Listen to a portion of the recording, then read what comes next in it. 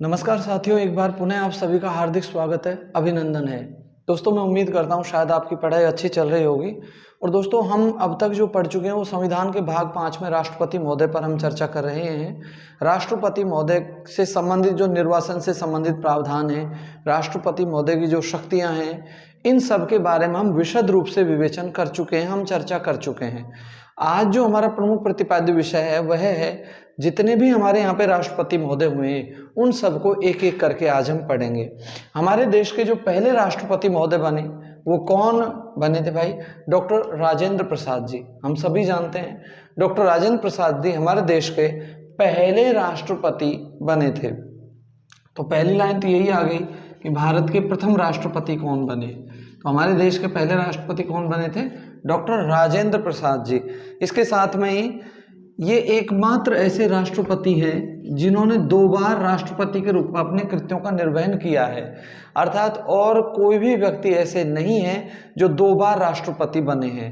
एकमात्र व्यक्ति हैं जो 2 बार राष्ट्रपति बने, वो भी कौन है? डॉक्टर राजेंद्र प्रसाद जी।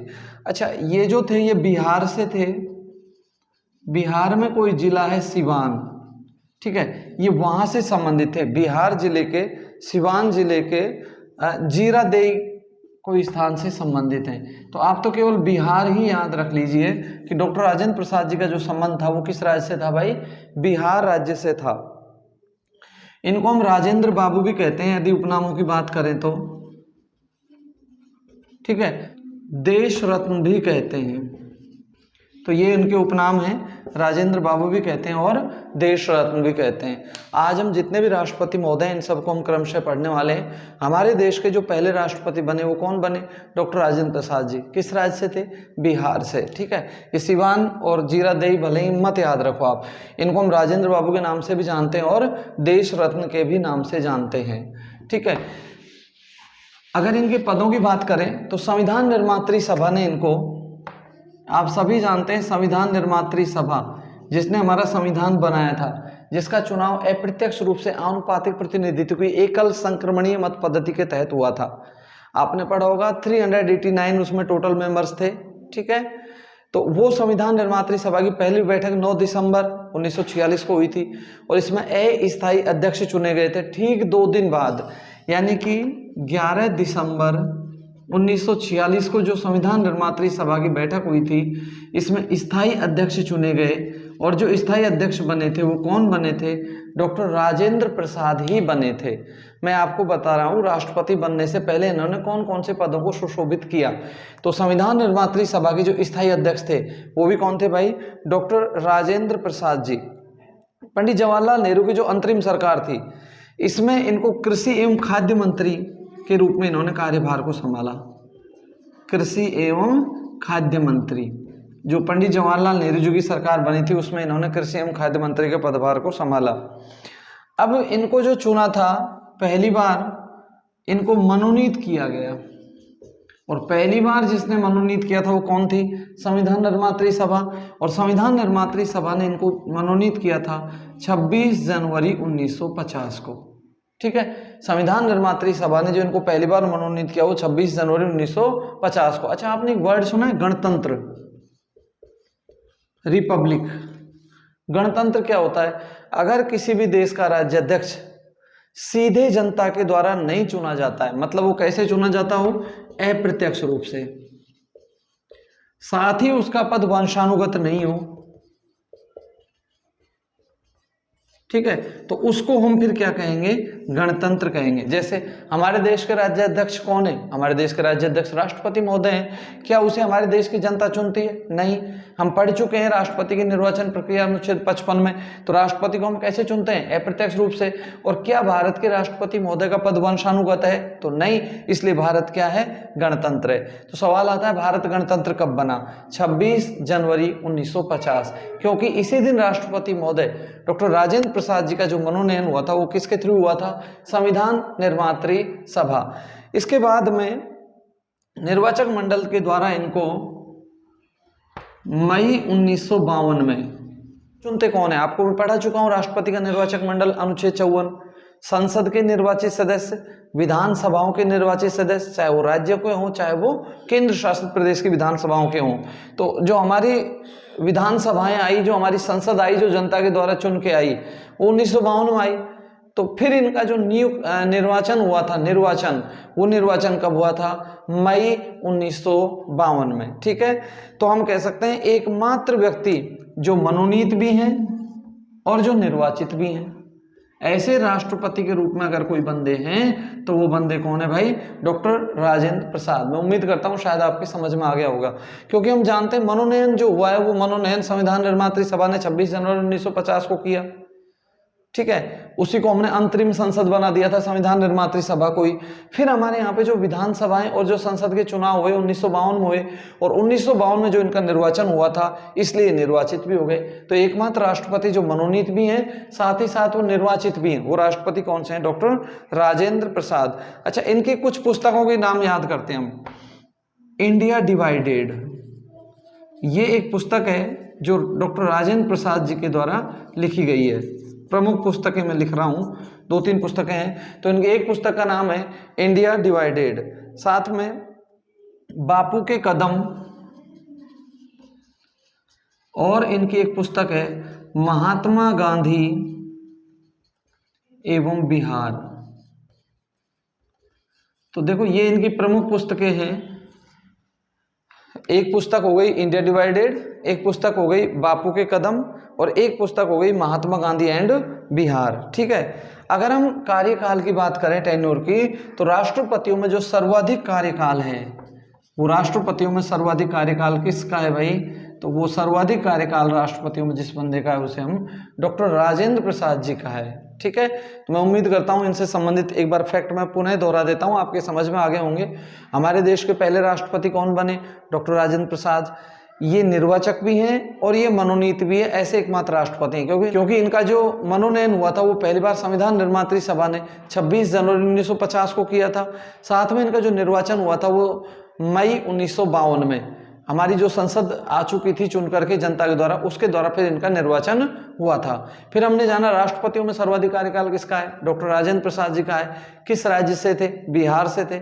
इनकी प्रमुख पुस्तकों की बात करें तो India divided, Mahatma Gandhi and Bihar, और एक इनकी पुस्तक है बापू के कदम। संविधान निर्मात्री सभा के स्थायी अध्यक्ष चुने गए थे पंडित जवाहरलाल नेहरू के मंत्री परिषद में। इन्होंने कृषि एवं खाद्य मंत्री का पदभार संभाला था। ठीक है, और ये जो जितने भी फैक्ट हैं ये कहीं ना कहीं वेरी इंपॉर्टेंट हैं। अब हम दूसरे राष्ट्रपति महोदय पर चलते हैं। आप नाम जानते ही हैं, एस राधाकृष्णन, सर्वपल्ली राधाकृष्णन जी। ठीक है, सर्वपल्ली राधाकृष्णन जी। यदि इनकी हम बात करें तो भारत के पहले गैर राजनीतिक एवं दार्शनिक राष्ट्रपति। तो भारत के पहले गैर राजनीतिक और जो दार्शनिक राष्ट्रपति हुए हैं वो कौन है भाई? एस राधाकृष्णन जी हैं। इन्होंने 40 वर्ष शिक्षक के रूप में बिताए थे। अतः इनका जो जन्म दिवस है 5 सितंबर, ठीक है, उस 5 सितंबर को हम लोग शिक्षक दिवस के रूप में मनाते हैं। तो ये तो आपने खूब स्कूलों में हम देखते हैं, हम पढ़ाते हैं या फिर हम पढ़े हैं, उस समय हम लोगों ने शिक्षक दिवस सेलिब्रेट किया है। और वो हम जो सेलिब्रेट करते हैं वो कब सेलिब्रेट करते हैं भाई? 5 सितंबर को, क्योंकि इस दिन किसका जन्म दिवस है? डॉक्टर राधाकृष्णन जी का। भगवत गीता का प्रथम बार जो अंग्रेजी में व्याख्याता करता बने, भगवत गीता आप जानते ही होंगे जो कि महाभारत का एक पार्ट है, इसके जो अंग्रेजी में पहली बार व्याख्याकर्ता बने वो भी कौन थे? तो वो एस राधाकृष्णन जी थे। भगवत गीता हमको निष्काम कर्म का संदेश देती है। निष्काम कर्म जानते हो ना, कर्म करते रहो, फल की चिंता मत करो। लेकिन होता क्या है, हम तो पहले ही फल की चिंता कर लेते हैं और फिर कहीं ना कहीं प्रॉब्लम क्रिएट होती है। तो हमारी मेहनत हम लगातार कंपटीशन में करते रहे। मैंने पहले भी कहा था, अगर हम ईमानदारी से मेहनत करते हैं तो पढ़ाई कभी बेकार नहीं जा सकती। हो सकता है हम एक बार फेल हो जाएं, या हो सकता है हम दोबारा भी असफल हो जाएं, लेकिन ये निश्चित है सफलता हमारी सुनिश्चित है।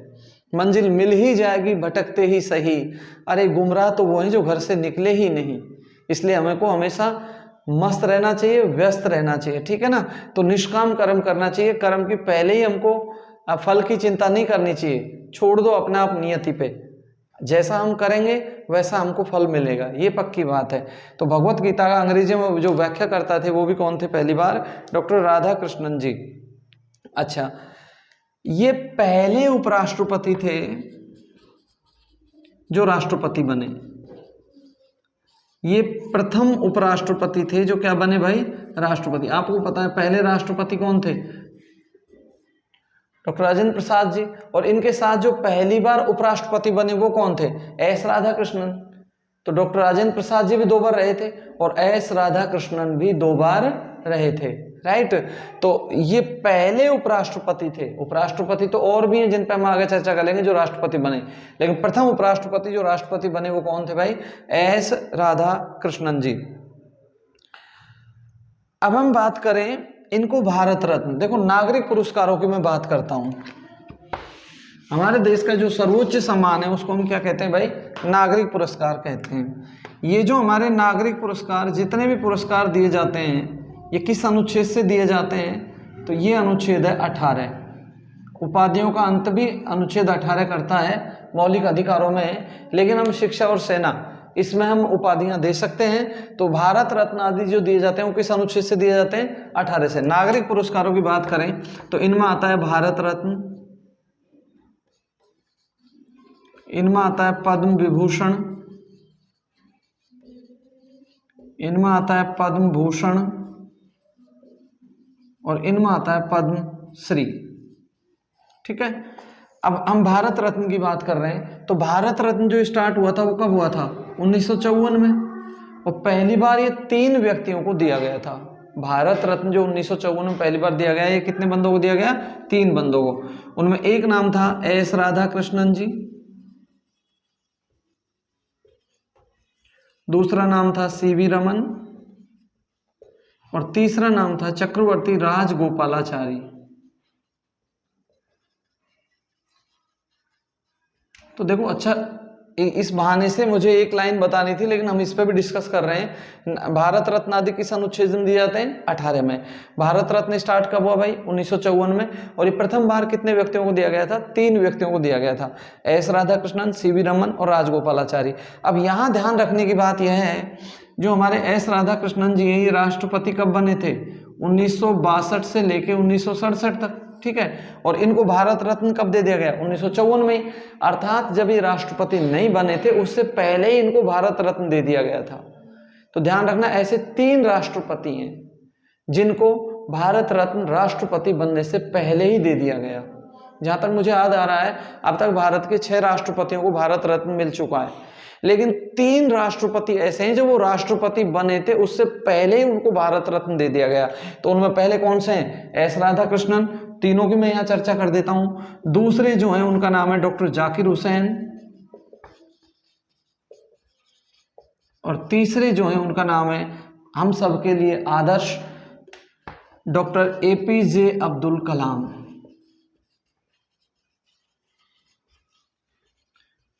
तो याद रखना, ये सेकंड ग्रेड में ये सवाल आया भी था।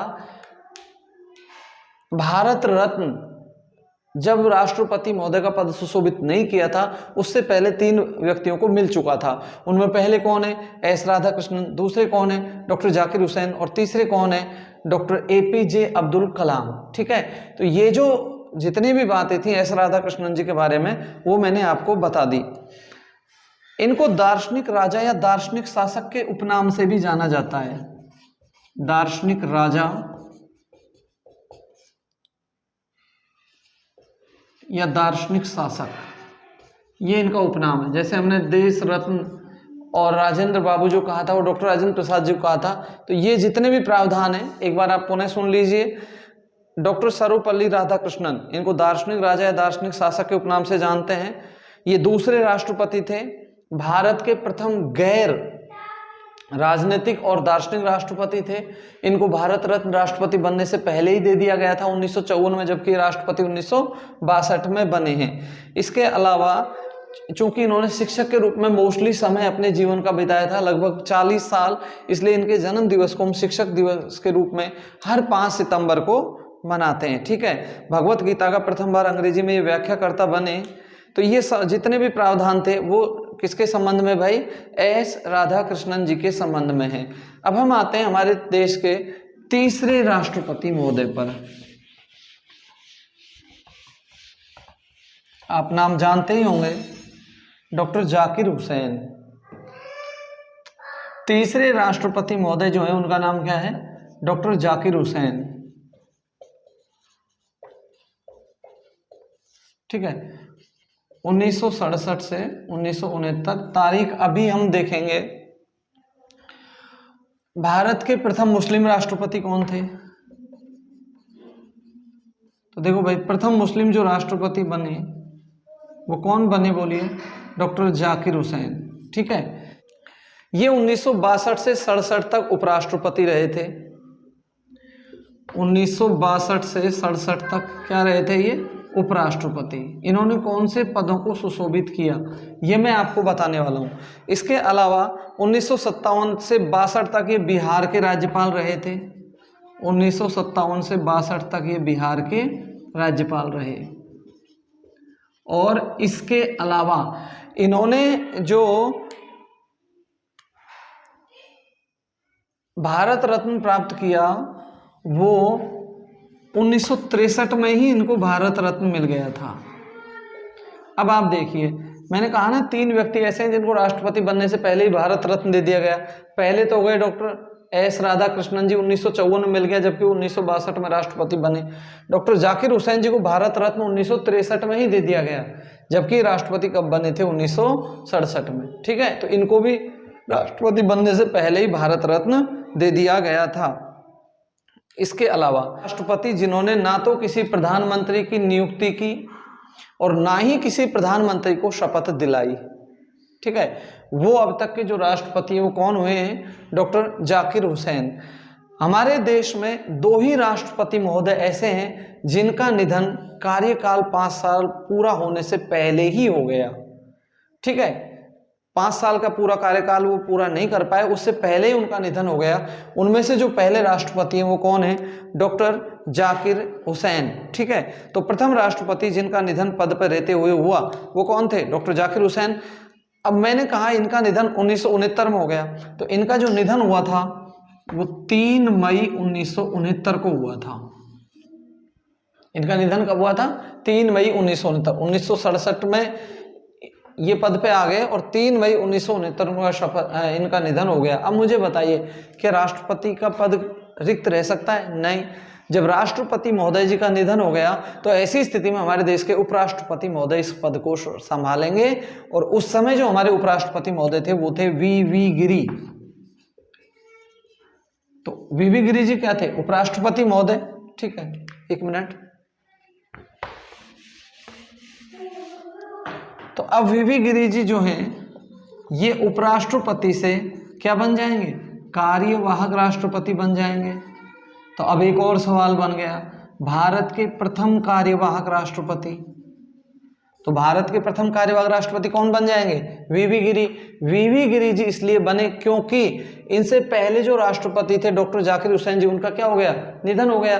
तो उनका निधन कब हुआ, 3 मई 1969 को। तो अब वी गिरी जी जो बनेंगे वो कब बनेंगे भाई, 3 मई 1969 को इन्होंने राष्ट्रपति का कार्यभार संभाल लिया। ठीक है, और ये 20 जुलाई 1969 तक रहे थे।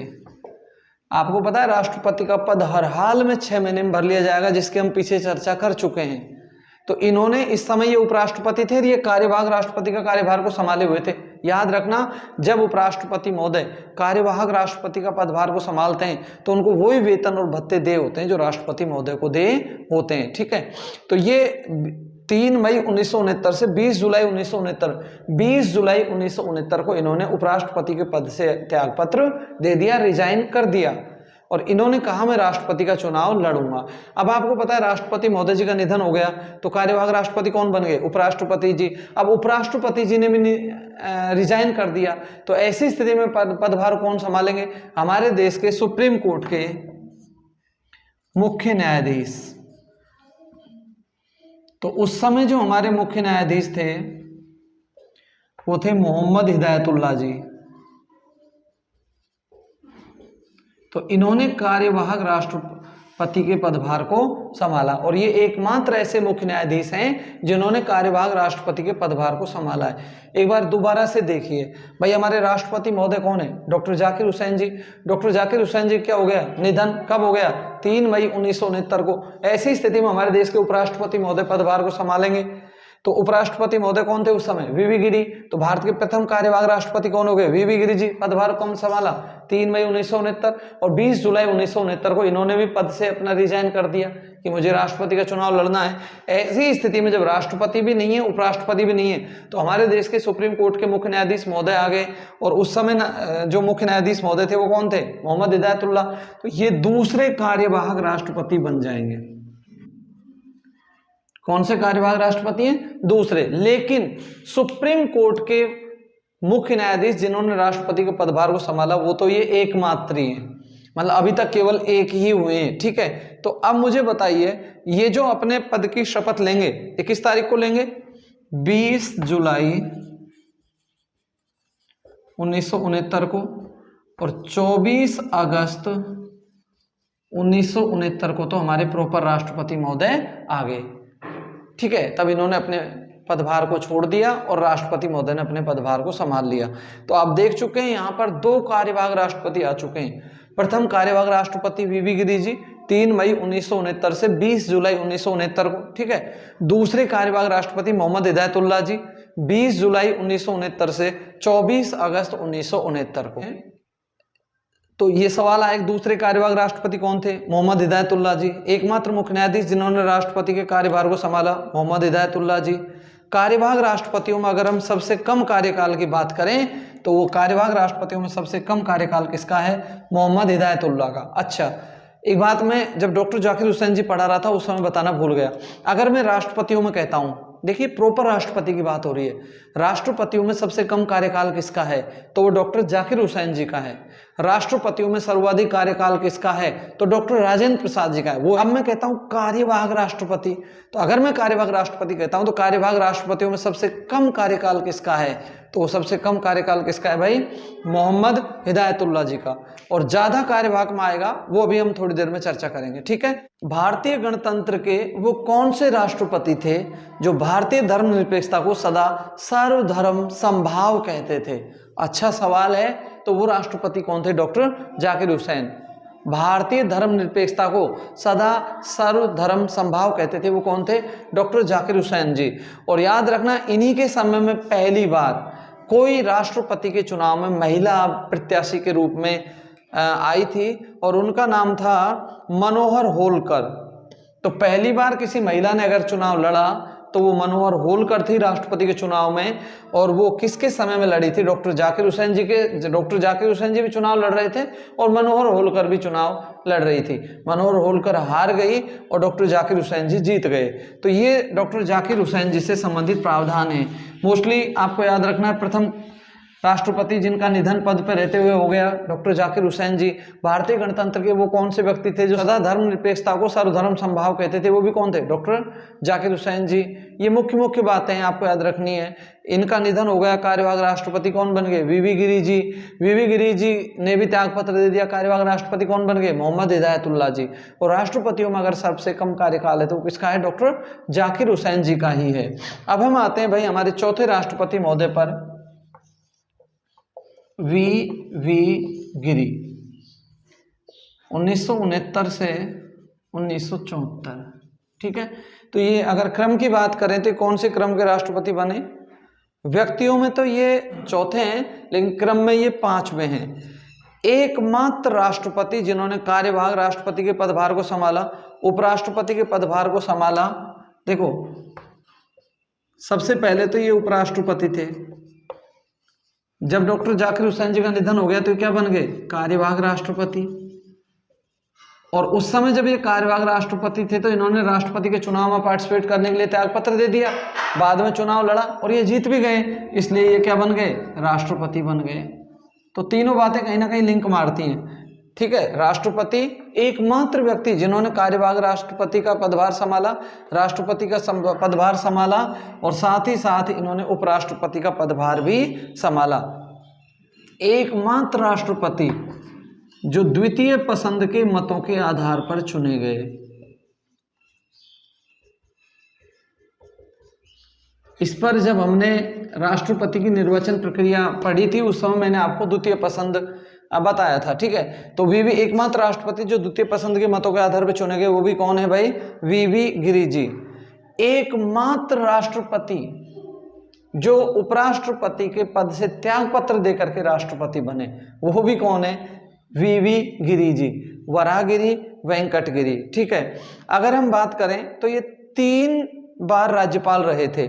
यूपी के ये जो राज्यपाल रहे थे ये 1957 से लेके 1960 तक रहे थे। भाई ये 3 जगह के राज्यपाल रहे, उनमें से पहली बार यूपी के 1957 से 1960 तक। केरल की बात करें तो केरल के राज्यपाल ये 1960 से लेके 1965 तक रहे, ठीक है। और इसके अलावा यदि बात करूं मैसूर, कर्नाटक, ठीक है, तो मैसूर की बात करें तो 1965 से लेकर के ये 1967 तक मैसूर के भी राज्यपाल रहे। तो अगर देखा जाए तो कितनी जगह के राज्यपाल रहे थे भाई? 3 जगह के राज्यपाल रहे थे।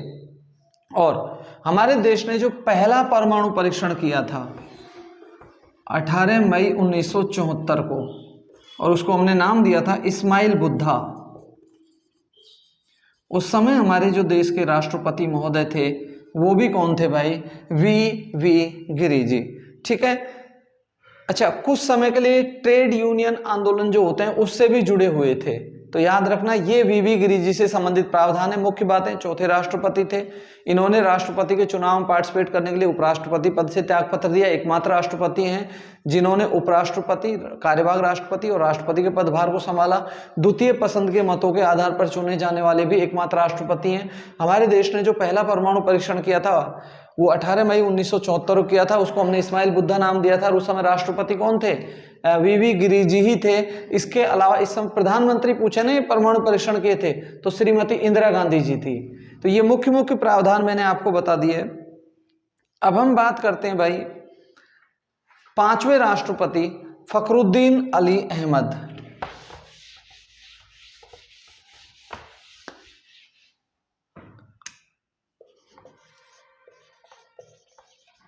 फखरुद्दीन अली अहमद ये कौन से राष्ट्रपति हैं? देखिए व्यक्तियों में 5वें हैं, क्रम में ये 6ठे हैं, क्योंकि डॉक्टर राजेंद्र प्रसाद जी कितनी बार बने थे? 2 बार बने थे। आपको याद रखना है दूसरे राष्ट्रपति जिनका निधन पद पर रहते हुए हुआ, दूसरे राष्ट्रपति जिनका निधन पद पर रहते हुए हुआ वो कौन थे? फखरुद्दीन अली अहमद। अध्यादेश में आपको पढ़ा चुका, हमारे देश में अगर सर्वाधिक अध्यादेश जारी किए हैं किसी राष्ट्रपति महोदय ने तो किसने जारी किए भाई? फखरुद्दीन अली अहमद ने। अध्यादेश पढ़ा था हम लोगों ने, ये राष्ट्रपति महोदय की विधायी शक्ति है। अनुच्छेद 123 के तहत राष्ट्रपति अध्यादेश जारी करते हैं। सर्वाधिक अध्यादेश जिसने जारी किए थे वो कौन थे? फखरुद्दीन अली अहमद। अब तक जितने भी संविधान संशोधन हुए हैं इनमें सबसे बड़ा संविधान संशोधन कौन सा हुआ है भाई? 42वां सबसे बड़ा संविधान संशोधन। इसको हम 1976 में हुआ था और ये कप्तान स्वर्ण सिंह समिति की सिफारिश पर हुआ था। अब 42वें संवैधानिक संशोधन में कुछ भी जुड़ा या कुछ भी हटा तो किस समिति की सिफारिश पर हुआ था? कप्तान स्वर्ण सिंह समिति की सिफारिश पर। 42वां संवैधानिक संशोधन अब तक जितने भी संविधान संशोधन हुए इनमें सबसे बड़ा हुआ है, इसलिए इसको हम मिनी संविधान संशोधन भी कहते हैं या लघु संविधान संशोधन भी कहते हैं, ठीक है। आपको ये अपने आप में बड़ा सवाल है। 42वां संवैधानिक संशोधन किस समिति की सिफारिश पर हुआ था? कप्तान स्वर्ण सिंह समिति की सिफारिश पर यह हुआ था। इतना सा याद रखोगे। दूसरे राष्ट्रपति भाई 2 ही राष्ट्रपति तो ऐसे हैं जिनका निधन पद पर रहते हुआ है। एक राष्ट्रपति थे डॉक्टर जाकिर हुसैन जी और दूसरे राष्ट्रपति कौन है? फखरुद्दीन अली अहमद। जब डॉक्टर जाकिर हुसैन जी का निधन हो गया 3 मई 1969 को तो कार्यवाहक राष्ट्रपति वी गिरि जी आगे, उन्होंने त्यागपत्र दे दिया।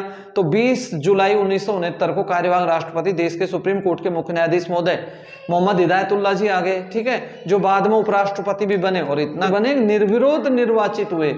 पढ़ेंगे जब उपराष्ट्रपति आएगा उस समय। अब डॉक्टर फखरुद्दीन अली अहमद जी का निधन हो गया। जब फखरुद्दीन अली अहमद जी का निधन हो गया उस समय उपराष्ट्रपति थे बीडी जत्ती। तो अब मुझे बताइए हमारे देश के तीसरे कार्यवाहक राष्ट्रपति।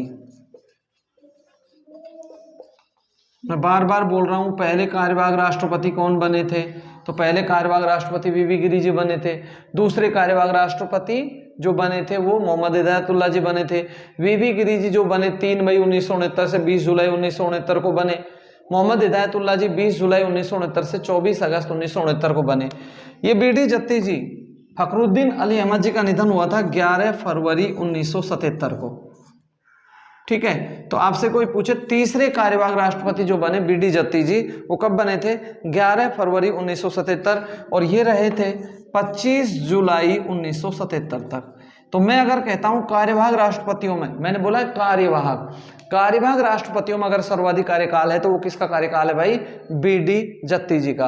और कार्यवाहक राष्ट्रपतियों में सबसे कम कार्यकाल किसका हो गया? मोहम्मद हिदायतुल्लाह जी का। ये तो हो गए कार्यवाहक। और मैं प्रॉपर राष्ट्रपतियों की बात करता हूं, राष्ट्रपतियों में सर्वाधिक कार्यकाल किसका है? डॉक्टर राजेंद्र प्रसाद जी का। और राष्ट्रपतियों में सबसे कम कार्यकाल किसका है? डॉक्टर जाकिर हुसैन जी का। ठीक है, तो ये 5वें राष्ट्रपति हो गए।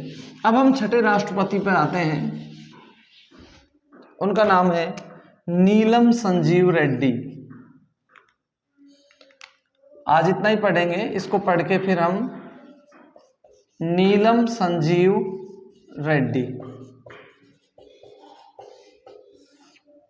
देखिए, अगर हम नीलम संजीव रेड्डी जी की बात करें तो ये पहली बात तो ये कौन से राष्ट्रपति थे? तो ये क्रम में 7वें थे, व्यक्तियों में छठे थे। 1977 से लेके 1982 तक ये रहे थे। 1977 से 1982। अगर मैं कहता हूं सबसे कम आयु के राष्ट्रपति, तो अब तक जितने भी हमारे यहाँ राष्ट्रपति बने हैं उनमें सबसे कम आयु के जो राष्ट्रपति बने हैं वो कौन बने भाई? नीलम संजीव रेड्डी जी, पहली बात। ठीक है, सबसे कम आयु के राष्ट्रपति ये बने, 64 वर्ष की उम्र थी। ये राष्ट्रपति चुनाव जीतने से पहले हार भी चुके थे। राष्ट्रपति का चुनाव जो इन्होंने जीता था उससे पहले ये क्या हुआ था? वीवी गिरी जी से 1969 में हार भी चुके थे। तो एकमात्र व्यक्ति जो राष्ट्रपति का चुनाव जीतने से पहले हार भी चुके थे वो कौन है? नीलम संजीव रेड्डी। सबसे कम आयु के राष्ट्रपति कौन है? नीलम संजीव रेड्डी। ठीक है, एकमात्र राष्ट्रपति जो राष्ट्रपति बनने से पहले 2 बार लोकसभा के अध्यक्ष मतलब स्पीकर के पद को भी ये सुशोभित कर चुके थे। भाई राष्ट्रपति बने थे उससे पहले लोकसभा के अध्यक्ष भी रह चुके, और कितनी बार रह चुके? 2 बार ये रह चुके थे। आगे चल के हम पढ़ेंगे इनके बारे में, जब लोकसभा आएगी उस समय लोकसभा अध्यक्ष के रूप में। आमतौर पर क्या होता है, जब भी हमारे यहाँ पर लोकसभा अध्यक्ष कोई बनते हैं तो अपने दल की प्राथमिक सदस्यता से त्यागपत्र नहीं देते हैं, लेकिन ब्रिटिश परंपराओं का अनुकरण करते हुए डॉक्टर नीलम संजीव रेड्डी जी ने जैसे ही लोकसभा के अध्यक्ष बने अपने दल की प्राथमिक सदस्यता से त्यागपत्र दे दिया और बाद में राष्ट्रपति बने। तो सबसे कम आयु के राष्ट्रपति कौन हो गए? नीलम संजीव रेड्डी। वो राष्ट्रपति जो एक बार चुनाव जीतने से पहले हार भी चुके थे वो कौन थे? नीलम संजीव रेड्डी। और वो राष्ट्रपति जो राष्ट्रपति बनने से पहले 2 बार लोकसभा के अध्यक्ष रह चुके वो भी कौन है? नीलम संजीव रेड्डी। और याद रखना, एकमात्र राष्ट्रपति हैं जो निर्विरोध निर्वाचित हुए हैं। कैसे निर्वाचित हुए हैं? निर्विरोध। आप देखिए, सबसे कम आयु के राष्ट्रपति और साथ में ये कैसे निर्वाचित हुए? निर्विरोध निर्वाचित हुए। अगर मैं बात करता हूं 44वां संवैधानिक संशोधन 1978 जो पारित हुआ था वो किस राष्ट्रपति महोदय के समय में पारित हुआ था? तो वो कौन थे?